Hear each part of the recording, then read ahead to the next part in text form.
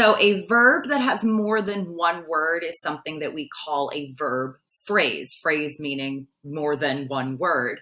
And a verb phrase consists of the main verb and then one or more helping verbs. And you'll see that little note at the bottom. Helping verbs can sometimes be called auxiliary verbs. I don't usually call them that, but some programs, some teachers, some grammar websites, some information do actually call them auxiliary verbs. So just so you know that term.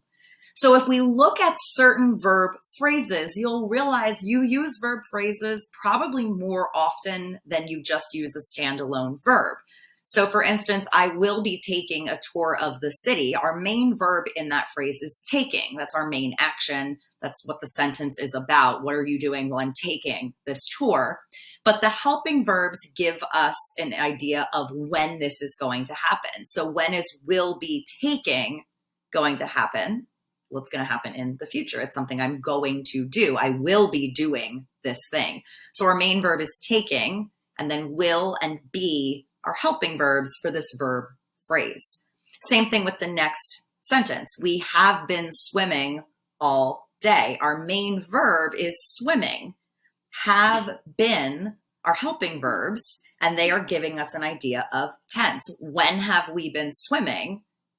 All day. Have and been tell us it's been going on. It has happened.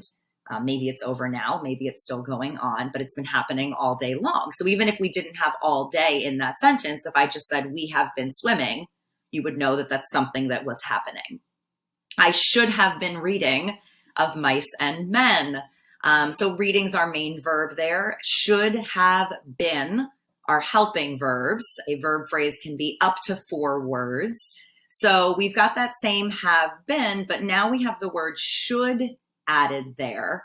And the should part of it, yes, is still a helping verb, but it's less about the tense of this sentence and more about the tone of this sentence. So should have been suggests that it is something that you didn't do, but you had been asked to do. And it gives us sort of a different voice to our sentence to say that. And then finally, we are being silly in class. Being is the main verb in that sentence. Are gives us an idea of tense. When is it happening? Well, right now. We are being silly in class. It's going on at this very moment. Now, again, that main verb is usually an action verb if you're working with an action verb sentence. Remember, there are other types of verbs as well that we will talk about. And the helping verbs, like we said, give tense, but they can also give tone. So if you take a look at this chart, I'm going to do it very quickly, which is impressive to no point. So we've got is, am, are, was, were, be, being, been, do, does, did, have, has, had, shall, should, will, would, can, could, may, might, and must. So I've grouped them together for the different tenses, the different conjugations of these verbs.